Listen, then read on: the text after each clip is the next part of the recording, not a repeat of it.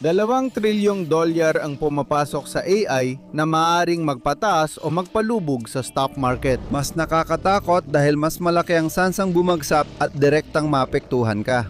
Ako si Josh at sa episode na yon ng The Infographic Show, tatalakayin namin ang epekto sa ekonomiya kapag sumabog ang AI bubble. Ayon sa pinakabagong pagtataya mula sa Gallup, 62% ng mga Amerikano ang may hawak ng stocks noong 2025, ang pinakamataas na antas sa loob ng 2 dekada. Kasama rito ang retirement account, mga 401k at index funds. Matapos ang dot-com crash at pagbagsak ng real estate noong 2008, natutunan ng mga tao na ang passive investing sa SP 500 ang pinakaligtas na pangmatagalang estratehya. Kahit pagkatapos ng mga pagbagsak na yon, nakabawi rin sa huli ang Nasdaq na pinangunahan ng bagong hanay ng konkretong produkto at serbisyo na tatalakayin pa natin mamaya.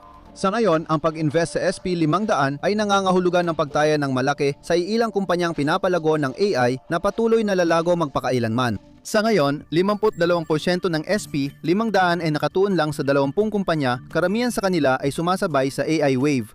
Kapag naghulog ka sa iyong 401 ka ngayon, parte ng pera mo ay napupunta sa AI projects ng Nvidia, Microsoft at Alphabet.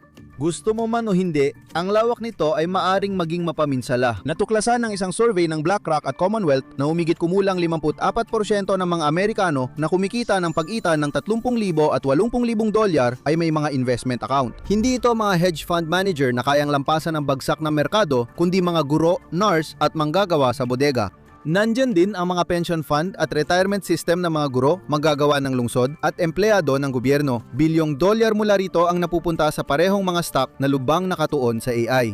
Sila ang pinakadelikadong bahagi sa susunod na pagwawasto ng merkado. Sa mga kumpanyang tumaya, napuntaan kita. Kapag pumalpak ang lahat ng ito, hindi sila apektado. Tatama ito sa mga taong pinaka hindi kayang pasanin ito. Nawawala ang halaga ng tao sa harap ng $1 trillion. Kapag matagal ka nang sumusubaybay sa kwento ng ekonomiya at merkado, madaling maisip na kailangan mong agad malaman ang lahat ng sagot. Kapag hindi mo agad malutas ang buong larawan, na-stress ka, sobrang pag-iisip at nalilito kung saan magsisimula. Marami ring tao ang nakaka-relate dito dahil ganito rin ang buhay. Minsan, hindi malaki ang pressure. Ito lang yung patuloy na bigat ng kawalang katiyakan, stress at pakiramdam na dapat alam mo agad ang sagot. Isa yan sa mga dahilan kung bakit mahalaga ang therapy. Binibigyan ka nito ng pagkakataon na huminto sandali, ayusin ang nararamdaman mo at gawin ang mga bagay ng paisa-isa imbes na isipin na dapat lahat o wala lang. Tinulungan ako ng therapy na gawing mas madali at kayang harapin ang mga problema. Tinuruan din akong mag-focus sa kaya kong gawin ngayon para hindi ako ma-overwhelm. Natutuwa akong BetterHelp ang sponsor ng video. Pinapadali ng BetterHelp ang pagsisimula ng therapy sa pamamagitan ng mabilisang quiz para maipares ka sa lisensyadong therapist. Kung di mo feel ang therapist mo, pwede kang lumipat kahit kailan nang walang dagdag bayad. Pwede ka rin pumili kung teleponyo, video o text ang gusto mong paraan ng usap. Minsan, ang progreso ay hindi tungkol sa pag-ayos ng lahat ng sabay-sabay. Mahalaga ring may suporta at ibang pananaw para mas malinaw ang pag-usad. Kung gusto mong subukan ng therapy, i-click ang link sa description o bisitahin ang betterhelp.com/infographics para sa 10% diskwento sa unang buwan. Kung mahina ang pundasyon ng ekonomiya, ano ang bumubuhay sa AI boom? Sagot, circular funding. Pag nakita mo ito, hindi mo na ito maipagwawalang bahala. Gusto mo bang mauna sa AI boom at panganib nito? Ay like, share at subscribe. Marami pa kaming impormasyon tungkol sa AI revolution at epekto nito sa iyo. Nag-invest ang Nvidia ng $30 bilyong sa OpenAI noong 2026 at ginamit ng OpenAI ang pondo para bumili ng Nvidia chips. Mabilis ang ikot ng pera, malaki ang kita ng Nvidia at mukhang may sapat na kapital ang OpenAI dahil sa isang malaking investor. Tumataas ang halaga ng lahat. Wala sa mga ito ang nangailangan kahit ng totoong customer na magbayad para sa produkto. Tapos, nandyan pa si Microsoft. Nag-invest ang kumpanya ng $13 bilyong sa OpenAI pero malaking bahagi nito ay dumaan sa anya ng Azure Cloud Credits, hindi pera. Maaring itala ito ng OpenAI bilang kapital na nakuha pero hindi mo mababayaran ang mga empleyado mo gamit ang cloud credits. Hindi mo rin mababayaran ang renta ng opisina o mga legal na bayarin. Ang inakala ng marami na $10 bilyong na investment ay parang $10 bilyong na gift card na magagamit mo lang sa sariling tindahan ng Microsoft. Kaunting pera lang talaga ang aktual na naipasa.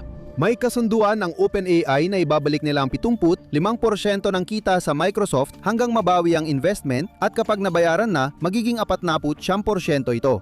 Sa madaling sabi, nagpapadala lang ng pera ang Microsoft at bumabalik din ito sa kanila. Mas malalim pa dito, may bahagi ang OpenAI sa AMD habang may pagmamay-ari ang Nvidia sa CoreWeave, isang cloud provider na inaasahan ng Microsoft.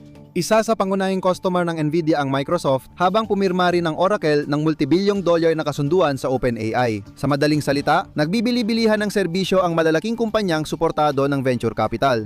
Isang sapot ng paikot-ikot na pondo na hindi pwedeng baliwalain, lalo na nang palalain pa ito ni Neta noong Oktubre 2025. Nagbenta ito ng 30 bilyong dolyar na corporate bonds habang kumuha pa ng panibagong 30 bilyon na utang na hindi nakatala sa balanse sa pamamagitan ng isang joint venture na inayos ng Morgan Stanley. Ginawa ito para itago ang totoong laki ng pananagutan nila.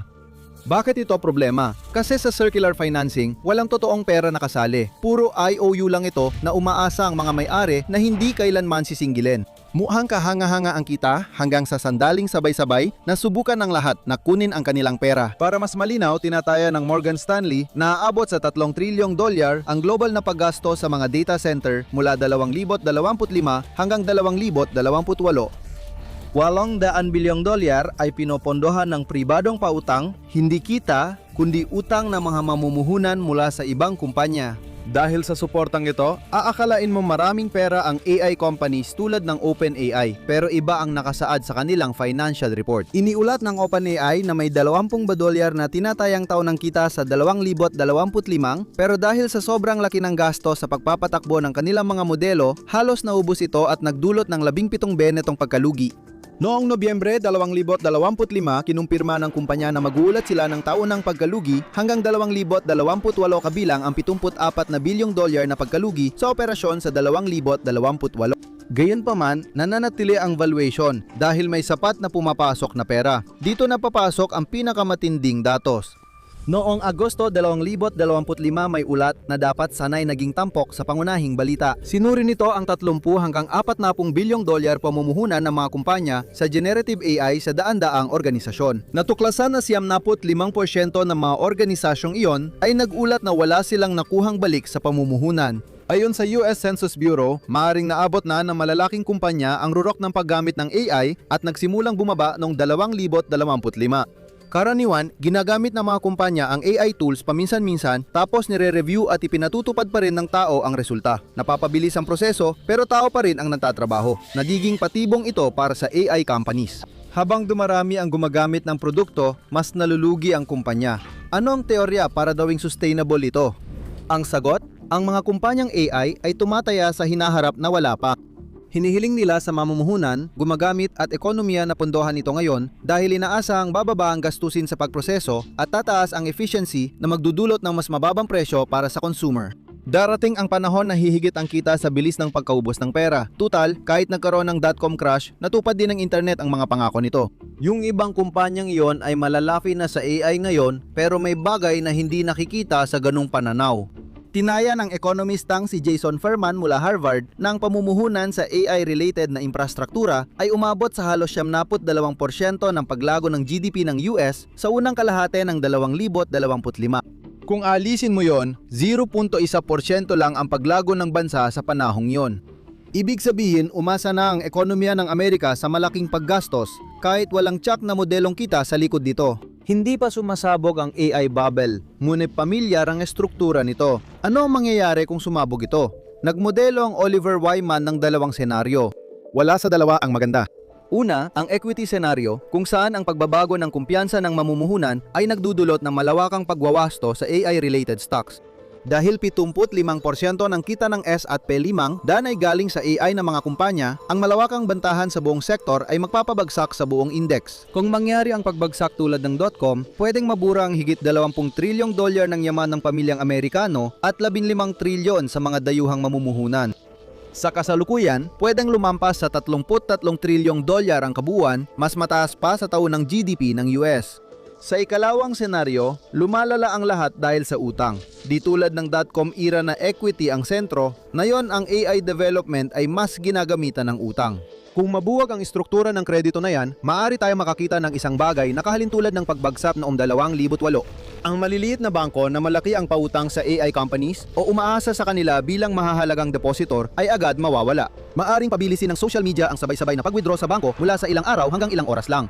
Nagbabala si Michael Burry, ang mamumuhunan na sumugal laban sa housing market bago ang 2008 na gagawin ng gobyerno ang lahat para iligtas ang AI bubble. Hindi tulad ng 2008, sabi niya, baka masyadong malaki ang kakulangan sa pondo para mapunan. Malalaki ang numero pero mas malala ang epekto sa tao kapag bumagsak ang merkado. Mahigit 2.5 milyong trabaho sa US ang maaring malagay sa panganib kung sumabog ang bubble. Habang nagpapalitan ng pera ang mga nangunggunang kumpanya, kailangan pa rin nila ng chips at tuloy-tuloy na kuryente. Kaya gumawa ang mga AI giants ng napakalalaking may bisang pangako sa pisikal na infrastruktura ng enerhiya ng US. Lumagda ang Microsoft sa kasunduan sa pagbili ng kuryente para muling buksan ang 3 Mile Island Nuclear Plant sa Pennsylvania. Pumirma ang Google ng kasunduan para paganahin muli ang Duane Arnold Energy Center sa Iowa.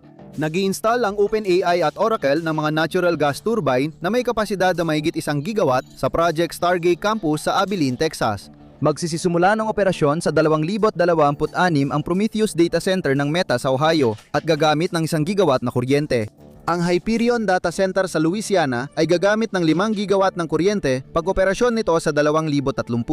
Sapat ang kuryente nito para mapatakbo ng 2 ulit ang buong lungsod ng New Orleans. Sa 42 estado walang sales tax o may exemption para sa data center. Sa 16 na estadong nag-ulat, umabot sa $6 bilyong ang nawalang kita sa 5 taon.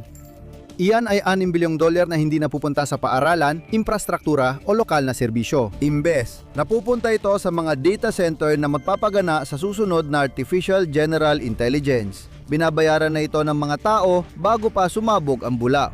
Kapag nagsara ang mga data center, hindi basta mawawala ang mga muling binuksang planta, ni ang mga kontratang nagpapanatili sa mga ito. Ang nawawala ay ang kita na sana'y magsisilbing katwiran para sa mga iyon. Ang mga pribadong kumpanyang nagbakasakali ay naililigtas. Ang publiko ang nagbabayad sa taas sinyal sa kuryente na maaaring tumagal ng dekada. Nang pumutok ang internet bubble noong 2000, naiwan ang mga fiber optic cable na tumagal ng ilang dekada at hanggang ngayon ay nag-uugnay pa rin sa mundo. Mura itong mabibili ng mga bagong manlalaro at magagamit sa pagtatayo ng susunod na henerasyong infrastruktura. Gumamit ang Google, YouTube at Netflix ng murang fiber na inilatag ng mga kumpanyang .com pero hindi nila kayang panatilihin. Masakit ang pagbagsak pero may mahalagang naiwan. Hindi ganon gumagana ang AI chip dahil nasisira ito pisikal sa 1 hanggang 3 taon ng matinding gamit. Nawawala ang halada ng kanilang hardware pagdating ng bagong henerasyon. Ang data center na may 3 taong gulang na Nvidia chips ay parang basura na. Paano ba nangyayari ang pagbagsak at ano ang ginagawa ng mga tao?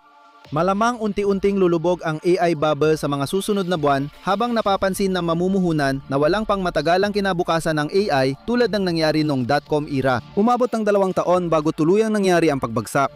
Sunod-sunod na nauubos ng mga kumpanya ang pera bawat quarter. Ayaw na ng mamumuhunan magpundo ng pagkalugi kung walang malinaw na paraan kumita. Ganito rin ang nangyayari sa AI. Nagsasasara na ang mga startup. Ang mga pinakakumikitang bahagi ng merkado tulad ng mga AI agent na may iisang gamit, mga AI scheduling tool at mga AI content generator ay agad na nagiging karaniwan at mura dahil sa malalaking tagapagbigay ng modelo kapag napatunayan nilang may merkado para dito. Sabi ng isang venture investor, posibleng mabigo ang AI application startups dahil sa bilis ng paglago ng mga kumpanya ng pangunahing modelo gaya ng OpenAI. Ayon sa kanilang financial projection, malaking pagkalugi sila hanggang 2028. Lumilitaw lang ang kakayahang kumita sa teora pagsapit ng 2030 pero mangyayari lang ito kung darating ang Artificial General Intelligence o AGI ayon sa schedule. Hindi ito business plan, kundi pustahan sa isang pambirang pagsulong sa teknolohiya na wala pang napatunayang kayang makamit. Kung maubos ang pera bago dumating ang pambihirang pagsulong sa teknolohiya, ang pinakamalamang na mangyari ay sasakupin ng mga malalaking kumpanya ang mga maliliit. Hindi nagsimula sa AI ang Microsoft, Google at Amazon, pero may reserba silang mga plano at pondo para bilhin ang mga kumpanyang hindi nila kayang hayaang bumagsak. Matatapos ang AI revolusyon kapag halos lahat ng AI tools ay nasa 3 kumpanya imbes na 20. Ang hindi masasalo ay ang gastos na naipasa na sa iba. Mananatili ang mas mataas na bayarin sa kuryente. Nahanap na ng mga kumpanya ng kuryente ang susunod na mamimili at napaniwala ang mga tao na iyon ang kapalit ng pagkakaroon ng kuryente sa 2030. Pagdating naman sa stock market, ang mga namuhunan na bumili bago bumagsak at ang mga palyadong pondong 401k ay ituturing na lamang bilang mga pagkalugi sa pamumuhunan. Ikakalat ito sa milyon-milyong tao na hindi naman sumali o pumayag mula simula. Malalampasan ng AI ang pagbagsak pero ipapatupad ito ng mas mabagal, praktikal at tapat ng kung sino mang may natitirang kapital. Ngunit ang pagitan ng mundong ipinangako at ng darating ay sasagutin ng mga pinaka hindi kayang magbayad. Hindi ang AI bubble ang tanong kung lulubog, kundi kung sino ang pagbabayarin at mag-aayos ng natitira. Malamang hindi ito si OpenAI dahil mauubusan sila ng pera pero hindi sa dahilan na iniisip mo. Para malaman kung bakit, panurin ng OpenAI ay nalulugi ng bilyon-bilyon, ChatGPT ay mapapahamak o i-click ang video na ito.